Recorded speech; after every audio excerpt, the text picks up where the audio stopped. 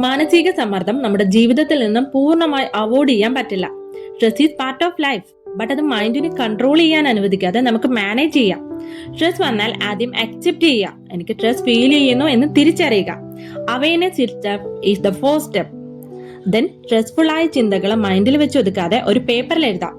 എഴുതുമ്പോൾ തന്നെ പകുതി ഭാരം ഇറങ്ങും. ബിക്കോസ് മൈൻഡിൽ നിന്നും അത് പുറത്തു പോകുന്നുണ്ടല്ലോ. സ്ട്രെസ് റിലീസ് ചെയ്യാൻ സ്മോൾ ബോഡി മൂവ്മെന്റ് ഹെൽപ്പ് ചെയ്യും.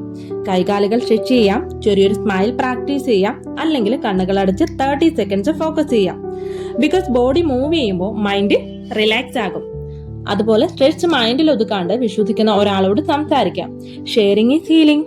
കൂടാതെ ഗ്രാറ്റിറ്റ്യൂഡ് പ്രാക്ടീസ് ചെയ്യാം. ദിവസവും 3 ചെറിയ കാര്യങ്ങൾ എഴുതാം. ഇന്ന് എനിക്ക് നന്ദി പറയാൻ എന്താണുള്ളത്. സോ ഗ്രാറ്റിറ്റ്യൂഡ് സ്ലോലി മൈൻഡിനെ പോസിറ്റീവിലേക്ക് ഷിഫ്റ്റ് ചെയ്യും. അതിനൊപ്പം ഇല്ലാത്തതിനെ ഓർത്ത് വ്യാകുലപ്പെടാതെ ഉള്ളതിനെ ഓർത്ത് സന്തോഷിക്കാം. സ്ട്രെസ് അവോയ്ഡ് ചെയ്യാൻ കഴിയില്ല, ബട്ട് മൈൻഡിനെ ഫ്രഷ് ആക്കാൻ, റിലീസ് ചെയ്യാൻ സ്മോൾ സ്റ്റെപ്സ് തന്നെ മതിയാകും. ഓക്കെ, ഇപ്പം വീണ്ടും കാണാം. ബൈ.